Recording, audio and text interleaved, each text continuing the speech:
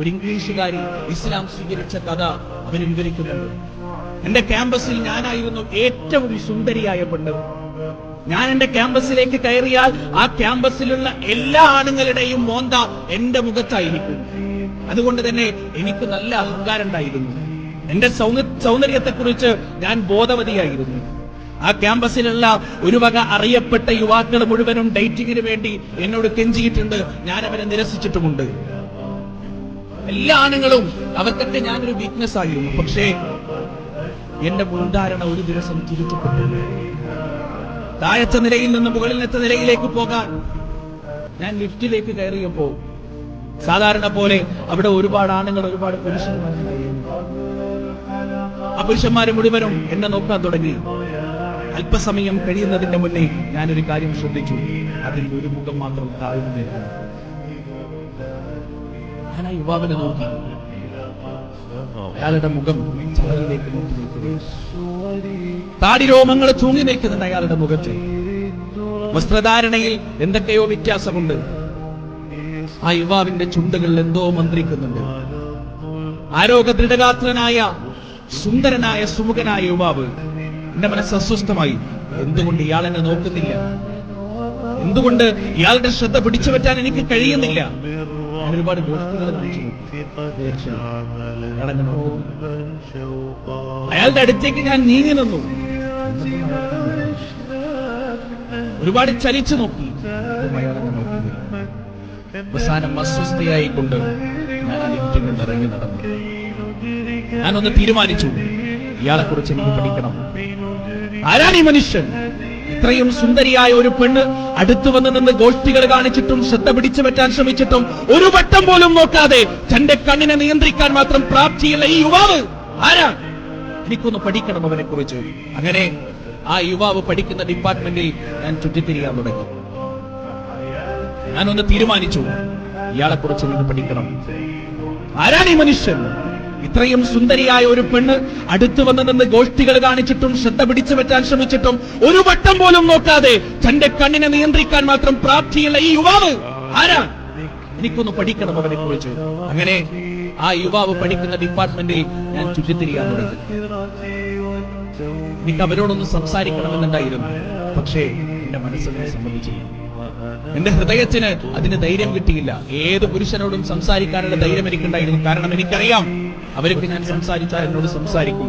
പക്ഷേ ഈ ആളോട് സംസാരിക്കാൻ ധൈര്യം കാണില്ല. ദിവസങ്ങളുടെ നിരീക്ഷണത്തിൽ എനിക്കൊരു കാര്യം മനസ്സിലായി. ഈ യുവാവ് എന്തോ ഒരു മാറ്റം, എന്തോ ഒരു യൂണിഫോമിറ്റി അദ്ദേഹത്തിന്റെ ജീവിതത്തിൽ മുഴുവനുമുണ്ട്. അങ്ങനെ ഒരു ദിവസം ധൈര്യം സംഭരിച്ചുകൊണ്ട് യുവാവിന്റെ അടുത്ത് ചെന്നു. എന്നിട്ട് ഞാൻ ചോദിച്ചു, അല്ല, ഈ കോളേജിൽ ഒരുപാട് യുവാക്കളുണ്ട്. ആരെയൊക്കെ ഞാൻ ആകർഷിക്കാൻ ശ്രമിച്ചിട്ടുണ്ടോ അവരൊക്കെ എന്റെ ആകർഷണ വലയത്തിൽ പെട്ടിട്ടുമുണ്ട്. പക്ഷേ ദിവസങ്ങളായി ഞാൻ താങ്കളുടെ പിന്നാലെ നടക്കുന്നു. താങ്കളുടെ ഒരു നോട്ടമെങ്കിലും നേടിയെടുക്കാൻ ദിവസങ്ങളായി ഞാൻ ശ്രമിക്കുന്നു. താങ്കളെ ഒന്ന് പഠിക്കാൻ ഞാൻ ദിവസങ്ങളായി ശ്രമിക്കുന്നു. പക്ഷേ താങ്കളെ അതിന് ലഭിക്കുന്നില്ല. എന്താണ് ഇത്രമാത്രം ഉന്നതമായ, ഇത്രമാത്രം നിയന്ത്രിതമായ ഒരു ജീവിതത്തെ നയിക്കാൻ താങ്കളെ പ്രാപ്തമാക്കുന്നത്? ഈ അനുഭവം എഴുതിയ അത്താളുകളിൽ ക്യാപിറ്റൽ ലെറ്ററിൽ എഴുതി ആ യുവാവ് പറഞ്ഞ മറുപടി, I am a true follower of Muhammad. ഞാൻ മുഹമ്മദ് സല്ലല്ലാഹു അലൈഹി വസല്ലമയുടെ യഥാർത്ഥ അനുയായിയാണ്. എന്ത് മുഹമ്മദ്? കേട്ടിട്ടുണ്ട് ഞാൻ ആ പേര്.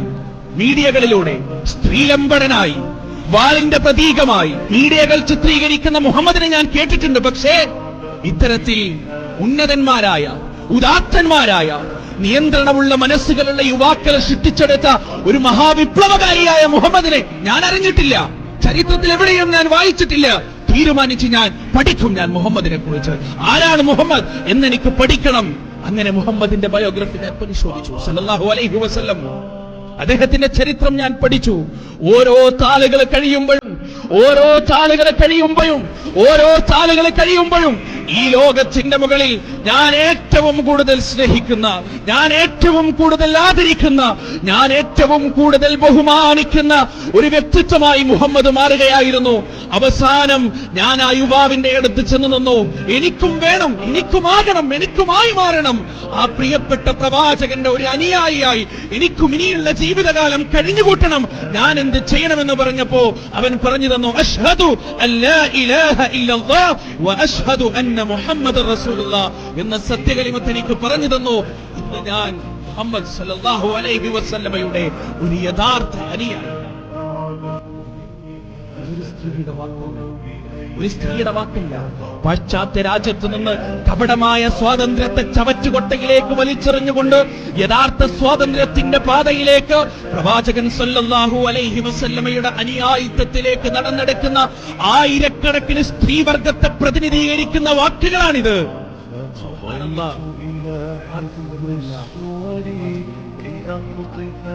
ആർക്കും കഴിയില്ല ആ പ്രവാചകന്റെ വ്യക്തിത്വത്തെ താരടിക്കാൻ. ആർക്കും കഴിയില്ല ആ പ്രവാചകൻ തീവ്രവാദിയാണെന്ന് തെളിയിക്കാൻ.